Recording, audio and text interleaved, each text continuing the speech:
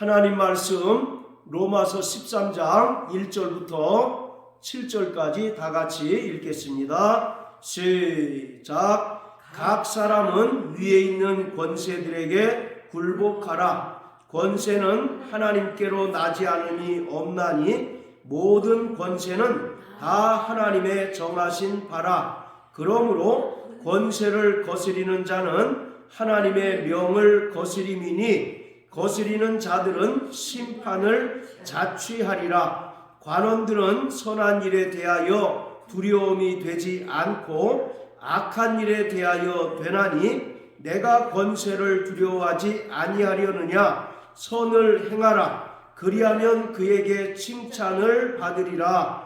그는 하나님의 사자가 되어 내게 선을 이루는 자니라. 그러나 내가 악을 행하거든 두려워하라. 그가 공연히 칼을 가지지 아니하였으니 곧 하나님의 사자가 되어 악을 행하는 자에게 진노하심을 위하여 보응하는 자니라. 그러므로 굴복하지 아니할 수 없으니 노를 인하여만 할 것이 아니요 또한 양심을 인하여 할 것이라. 너희가 공세를 바치는 것도 이를 인함이라. 저희가 하나님의 일꾼이 되어 바로 이 일에 항상 힘쓰느니라. 모든 자에게 줄 것을 주되 공세를 받을 자에게 공세를 바치고 국세 받을 자에게 국세를 바치고 두려워할 자를 두려워하며 존경할 자를 존경하라. 아멘. 구원받은 성도들은 이중 국적자의 삶을 살아가고 있습니다. 우리는 육신으로는 대한민국 국민이라고 하는 국적을 취득하고 또 대한민국 국법을 충실하게 수행하며 살아가는 자입니다. 그런데 한편으로는 우리는 하나님 나라 백성이 되었습니다. 우리는 과거에 마귀에게 속하여 본질상 진노의 자녀이었지만 이제는 예수 그리스도의 은혜를 믿음으로 말미암아 구원함을 얻고 또 성령으로 거듭난 순간 하나님 나라 백성이 되었습니다. 그래서 빌립보서 3장 20절에 보면 오직 우리의 시민권은 하늘에 있다라고 말씀하고 있습니다. 자, 이처럼 구원받은 성도들은 이중 국적자의 삶을 살아가게 됩니다. 육신으로는 이 땅에서 나는 것으로 먹고 마시고 입지만 우리는 본질적으로 하나님 나라 시민권자가 되었고 또 하나님 나라 백성이 되었기 때문에 한편으로는 철저히 하나님 나라의 그 뜻에 따라 또 하나님 말씀에 순종하는 삶을 살아가게 됩니다. 자, 그렇다면 우리가 이 세상 국가 또 이 세상 권세자와 구원받은 성도들은 어떤 관계를 맺으며 살아가야 할까요? 그것을 오늘 성경은 우리에게 분명하게 가르쳐주고 있습니다. 먼저 하나님께서 이 땅에 이 세상에 나라를 세우시고 또 그 각 나라마다 권세자를 임명한 분명한 이유를 우리는 알아야 합니다. 하나님께서 이 세상에 수백 개의 나라를 세우시고 각 나라마다 권세자를 임명하시고 또 그 권세자들에게 하늘로부터 권세를 부여하신 것은 이 땅에서 하나님을 대신하여 하나님 나라 백성들을 안전하고 평화롭게 인도하고 또 이 땅에 하나님 나라를 온전히 세우도록 하시기 위함입니다. 그래서 로마서 13장 1절에 보면 권세는 하나님께로 나지 않으니 없나니 모든 권세는 다 하나님의 정하신 바다라고 말씀하고 있습니다. 즉 아모스 5장 24절의 말씀처럼 하나님께서 이 땅에 임금과 왕과 권세자를 세우신 것은 하나님의 공의가 강같이 흐르고 하나님의 정의가 강물같이 흐르도록 하기 위함입니다. 자, 우리 구약성경 아모스 5장을 다 같이 보시겠습니다. 아모스 5장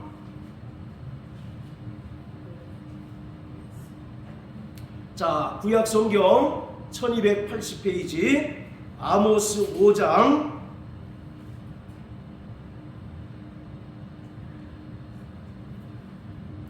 21절부터 24절까지 같이 읽겠습니다. 시작. 내가 너희 절기를 미워하여 멸시하며 너희 성회들을 기뻐하지 아니하나니 너희가 내게 번제와 번제나 소제를 드릴지라도 내가 받지 아니할 것이요 너희 살찐 희생의 화목제도 내가 돌아보지 아니하리라. 내 노랫소리를 그 앞에서 그칠지어다. 내 비파소리도 내가 듣지 아니하리라. 오직 공법이 물같이 정의를 하수같이 흘릴지로다. 자, 24절 다 같이 다시 한번 읽겠습니다. 시작. 오직 공법을 물같이 정의를 하수같이 흘릴지로다. 바로 이 아모스서는 당시에 권세자들이 하나님의 백성들을 착취하는 그 상황에서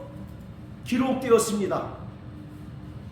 율법에 의하면 이스라엘 백성들에게 돈을 꿔줬을 때 이자를 받지 않도록 규정하고 있습니다. 그러나 당시의 권세자와 또 부유한 자들이 백성들에게 돈을 빌려주고 고리대금을 얻는 그런 상황이었습니다. 그래서 부익부 빈익빈 그런 상황이 이제 벌어지게 되었습니다. 그때 하나님께서는 권세자와 또 부유한 자들이 예배를 드리고 절기를 드리고 또 성회를 드릴지라도 성회를 하나님께 지킬지라도 그것에 대하여 받지 않으시겠다라고 말씀하고 있는 것입니다. 그러면서 24절을 통해서 당시의 임금과 권세자들에게 오직 공법을 물같이 정의를 하수같이 흘릴지로다 라고 경고하고 있는 것입니다.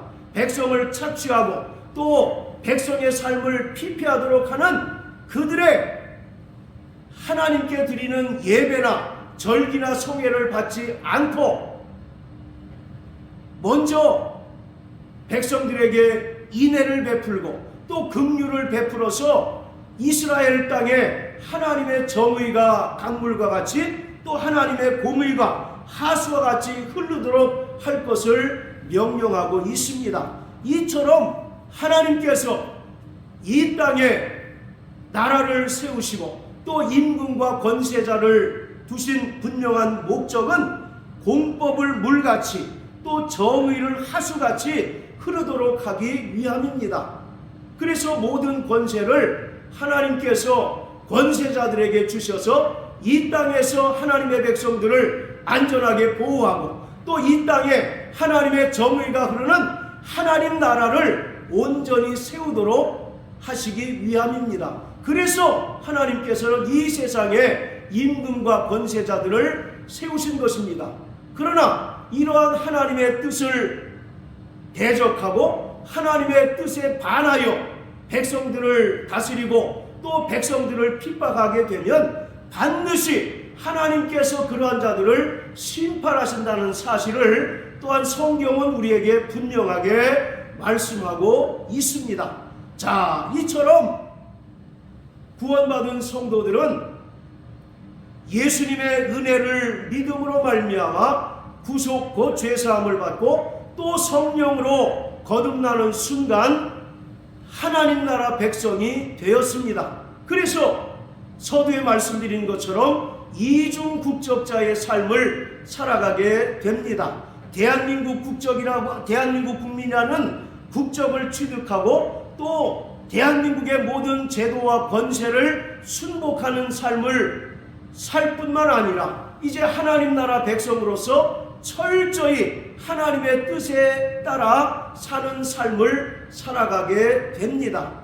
그렇기 때문에 우리는 구원받은 성도로서 또 하나님 나라 백성으로서 이 땅에 세워진 국가, 또 이 땅에 하나님께서 임명하신 권세자와 임금과 어떤 관계를 맺어야 할 것인가가 우리의 신앙생활에 있어서 대단히 중요하다는 것입니다. 그래서 디모데전서 2장 1절에 보면 위에 있는 임금과 권세자들을 위하여 기도하라고 말씀합니다. 그것은 우리가 경건한 가운데 또 평안한 가운데 우리의 신앙생활을 하도록 함이라고 말씀하고 있어요. 자, 그렇다면 우리가 구원받은 성도로서 이 땅에 세워진 권세자와 임금들과 어떤 관계를 맺으며 살아가야 할 것인가? 첫 번째, 우리는 절대적으로 하나님께서 권세를 주셔서 세우신 임금과 왕과 권세자들에게 순복하는 삶을 살아가야 합니다. 오늘 로마서 13장 1절부터 7절까지는 그것을 우리에게 가르쳐주고 있습니다. 1절, 2절을 보면 제가 읽겠습니다. 각 사람은 위에 있는 권세들에게 굴복하라. 권세는 하나님께로 나지 않음이 없나니 모든 권세는 다 하나님의 정하신 바라. 그러므로 권세를 거스리는 자는 하나님의 명을 거스림이니 거스리는 자들은 심판을 자취하리라. 모든 권세는 다 하나님께로부터 나왔다는 것입니다. 그러므로 그 권세를 거스리는 자는 반드시 하나님께서 그러한 자들을 심판하신다고 말씀하고 있습니다. 자, 또 베드로전서 2장을 다 같이 한번 보십니다. 베드로전서 2장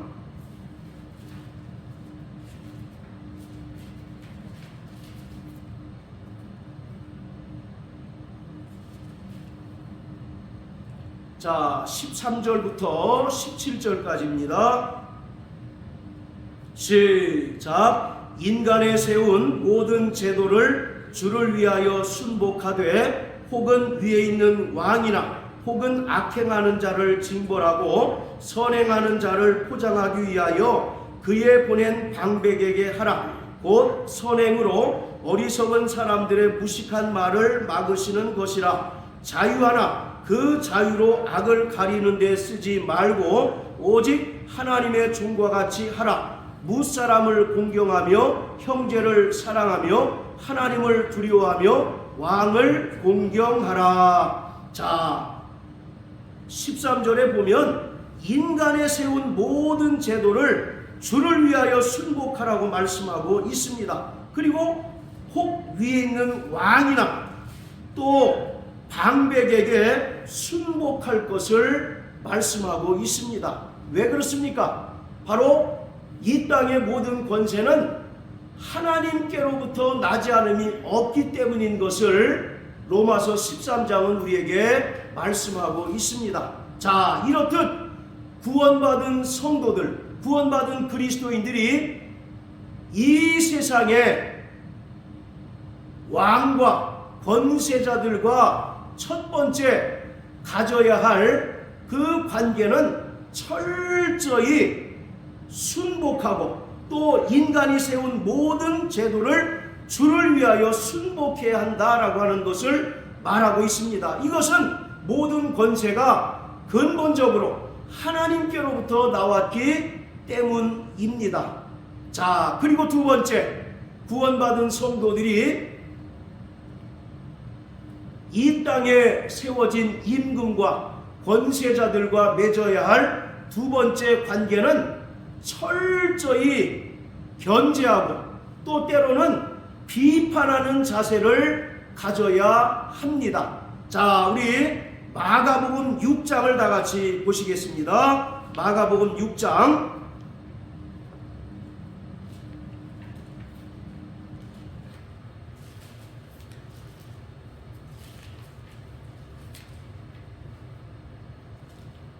자, 마가복음 6장 14절부터 20절까지 같이 읽겠습니다.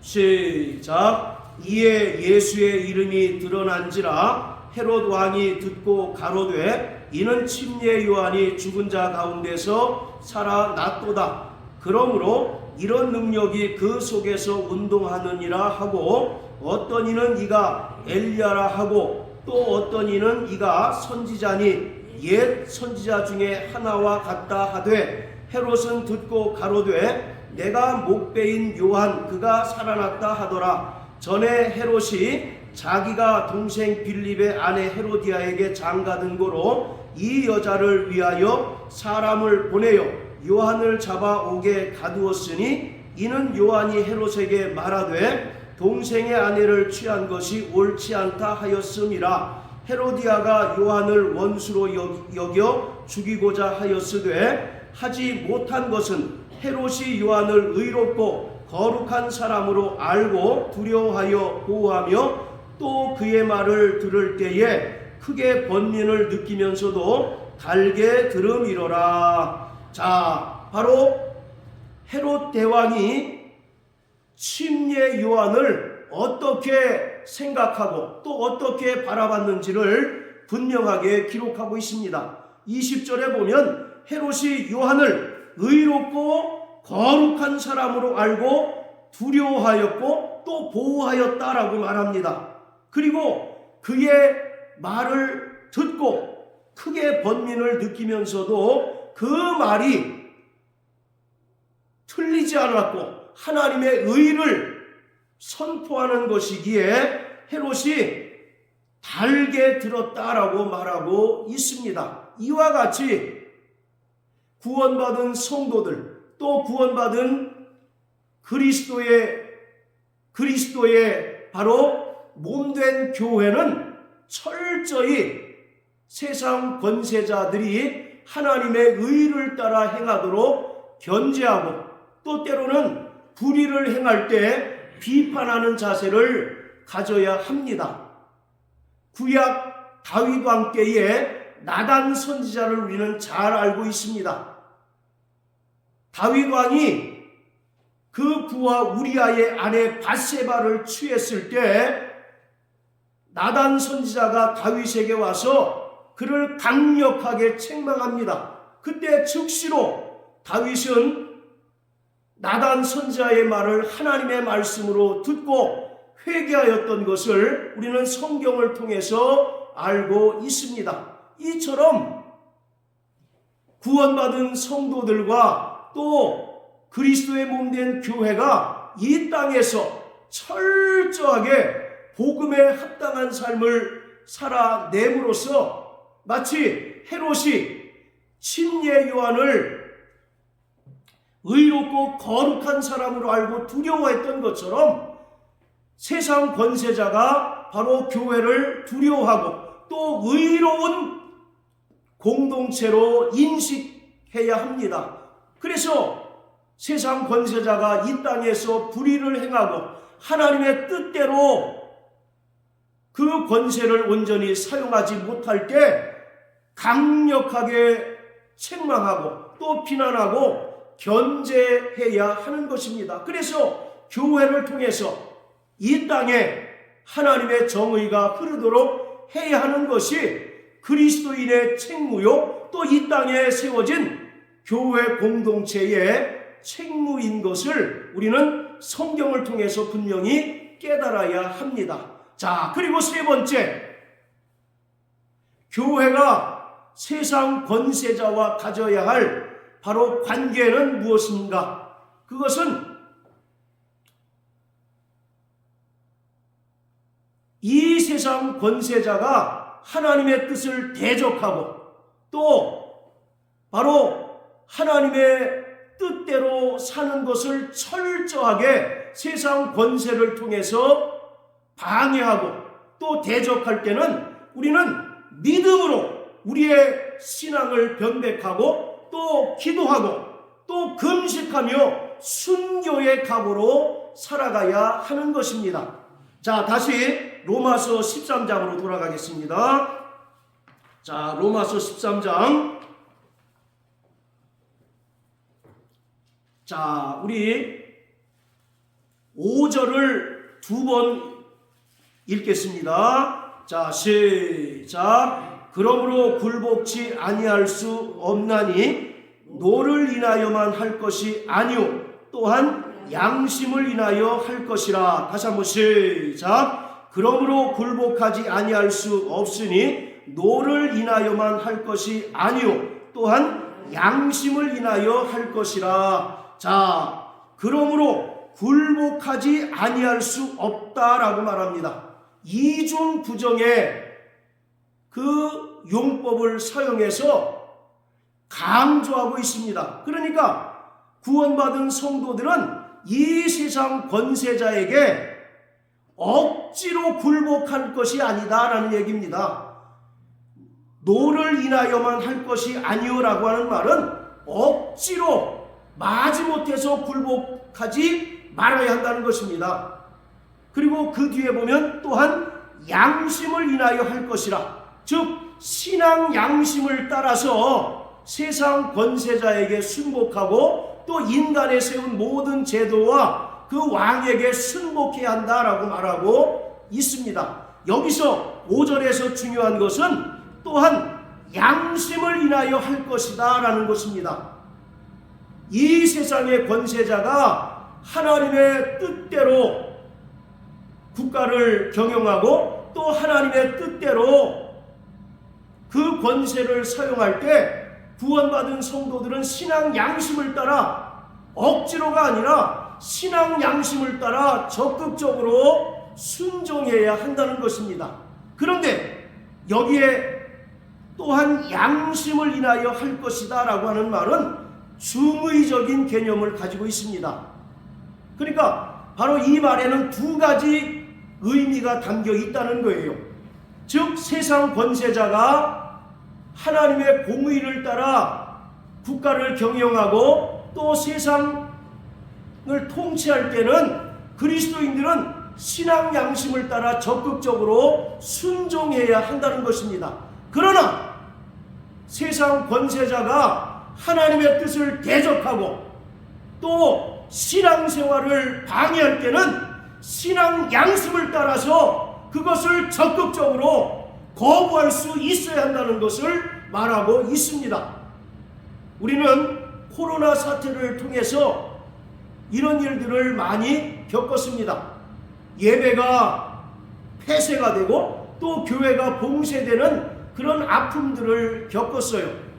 물론 그것은 불가피한 상황이었다라고 이야기할 수 있겠지만 세상 권세자가 고의로 또는 하나님의 뜻을 적극적으로 대적함으로써 가령 예를 들어서 주일 예배를 드리지 못하게 하는 법령을 제정해서 교회를 박해하고 예배를 방해하고 또 신앙생활을 적극적으로 방해한다면 구원받은 성도들은 그 신앙 양심을 따라서 저항할 권리도 있다는 것을 바로 5절은 우리에게 분명하게 말하고 있습니다.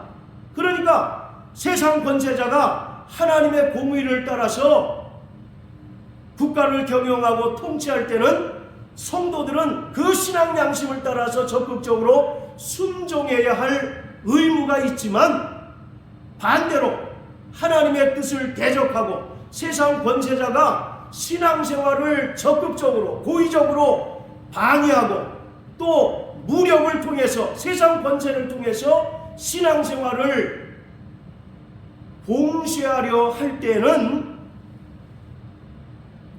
신앙 양심을 따라서 저항할 수 있어야 한다는 것입니다.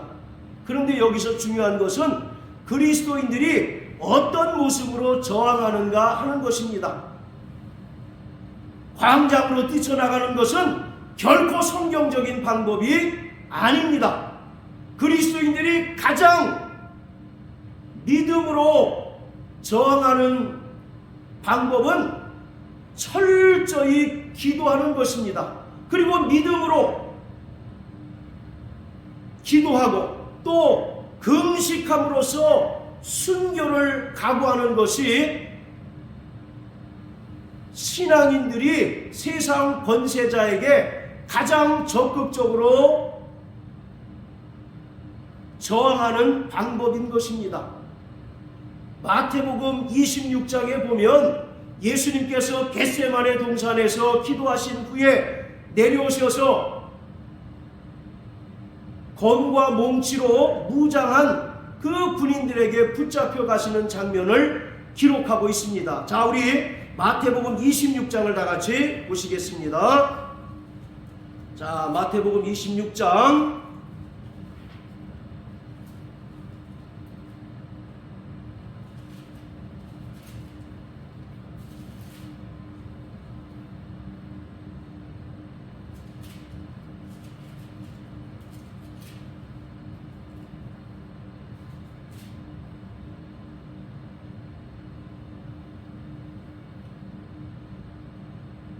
자, 47절부터 읽겠습니다. 시작. 말씀하실 때에 12 중에 하나인 유다가 왔는데 대제사장들과 백성의 장로들에게서 파송된 큰 무리가 검과 몽치를 가지고 그와 함께 하였더라. 예수를 파는 자가 그들에게 분호를 짜 가로되 내가 입맞추는 자가 그이니 그를 잡으라 하였는지라. 곧 예수께 나와 라비여 안녕하시옵나이까 하고 입을 맞추니 예수께서 가라사대 친구여 내가 무엇을 하려고 왔는지 행하라 하신대. 이에 저희가 나와 예수께 손을 대어 잡는지라. 예수와 함께 있던 자 중에 하나가 손을 펴 검을 빼어 대제사장의 종을 쳐 그 귀를 떨어뜨리니 이에 예수께서 이르시되 내 검을 도로 꽂으라. 집에 꽂으라. 검을 가지는 자는 다 검으로 망하느니라. 너는 내가 아버지께 구하여 지금 12영 더 되는 천사를 보내시게 할 수 없는 줄로 아느냐. 내가 만일 그렇게 하면 이런 일이 있으리라 한 성경이 어떻게 이루어지리요 하시더라. 그때에 예수께서 무리에게 말씀하시되 너희가 강도를 잡는 것 같이 검과 몽치를 가지고 나를 잡으러 나왔느냐. 내가 날마다 성전에 앉아 가르쳤으되 너희가 나를 잡지 아니하였도다. 자, 바로 검과 몽치로 무장한 이들이 예수님을 잡으러 왔습니다. 그때 제자였던 베드로가 칼을 빼서 대제사장의 종 말고라는 사람의 귀를 뱁니다. 그때 예수님께서 그 귀를 붙이시면서 말씀하신 그 내용입니다.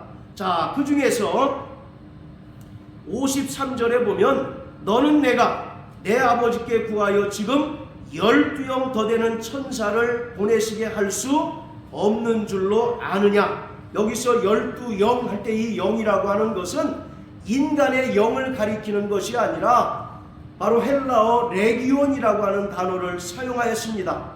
당시에 로마 군대의 편제를 말합니다. 일반적으로 한 레기온은 보통 6,000명가량으로 구성된다고 합니다. 그러니까 12영이라고 하는 말은 숫자적으로 환산하면 72,000의 천사, 하나님의 군대인 천사를 말합니다. 예수님께서는 만왕의 왕이시고 또 하나님의 아들이시기 때문에 하늘의 천사를 부리셔서 이 세상의 권세자와 또 당시의 이스라엘을 지배하는 로마를 몰아내실 수 있는 분이셔요. 그러나 그가 그렇게 하지 아니하신 것은 그가 이 땅에 철저히 아버지의 뜻에 순종하여 십자가에 달려 죽으시기 위하여 오셨기 때문입니다.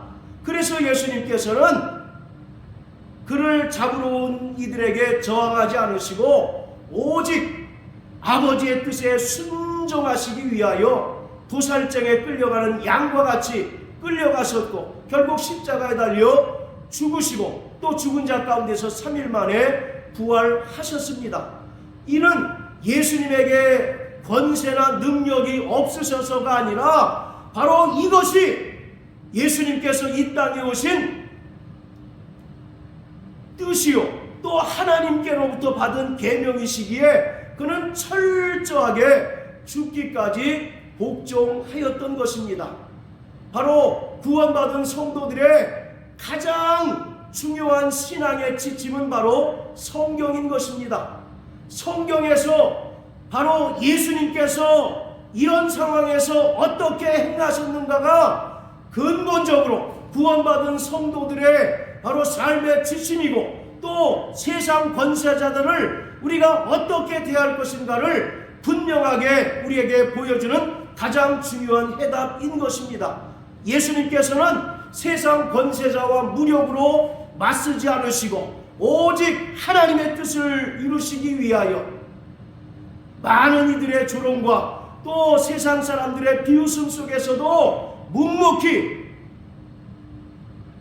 십자가에 달려 죽으시는 길을 택하셨고, 또 십자가에 달려 그 무력한 모습으로 죽으셨습니다. 그 죽으심으로 말미암아 우리를 죄에서 구원해 주시고 또 우리를 하나님의 자녀가 되게 해 주셨던 것입니다. 그러므로 우리는 세상 권세자와 칼과 창으로 맞서는 것, 또 광장에 뛰쳐나가서 세상 권세자에게 외치는 것은 결코 하나님의 기뻐하시는 뜻이 아니라는 사실을 분명하게 알아야 합니다. 우리는 정말 골방에서 기도하는 자가 되어야 합니다. 또 바로 많은 핍박과 환난이 있을 때 끝까지 믿음으로 자신을 변백하고 또 순교로서 자신의 믿음의 정당성을 드러내는 자가 되어야 하는 것입니다. 여러분들도 아시다시피 세상이 하수상한 그런 시절을 우리가 살아가고 있습니다. 그래서 어떤 이는 광장으로 뛰쳐나가야 된다라고 외치는 이들도 있고, 또 어떤 이들은 여러 가지 다양한 의견과 또 다양한 생각들을 말합니다. 그러나 우리 그리스도인들의 가장 중요한 삶의 지침이요 신앙의 지침은 바로 성경이며, 또 예수님께서 우리에게 어떤 모습을 보이셨는가인 것입니다. 그러므로 사랑하는 성도 여러분, 우리는 정말 주님께서 우리에게 보여주신 그 삶의 모습을 따라 살아가는 자 되시길 주의 이름으로 축복합니다. 마태복음 16장 24절에 보면 나를 따르려거든 자기를 부인하고 자기 십자가를 지고 따르는 자라야 나의 제자가 된다고 말씀하고 있습니다. 바로 사도행전 11장에 보면 안디옥 교회에서 최초로 예수를 믿는 자들을 그리스도인이라고 불렀는데, 바로 그리스도인이라는 말은 그리스도를 추종하는 자, 그리스도의 제자라는 의미인 것입니다. 그러므로 우리는 사람의 이론이나 또는 사람의 주장을 따르는 자가 아니라 오직 기록되었으되 기록된 성경을 따르고 또 예수님께서 우리에게 보여주신 그 삶의 모습을 따름으로 이 땅에서 하나님 우리 아버지의 뜻을 행하며 또 하나님 우리 아버지께 영광을 돌리는 삶을 살아내는 저와 여러분들 되시길 주의 이름으로 축복합니다. 할렐루야.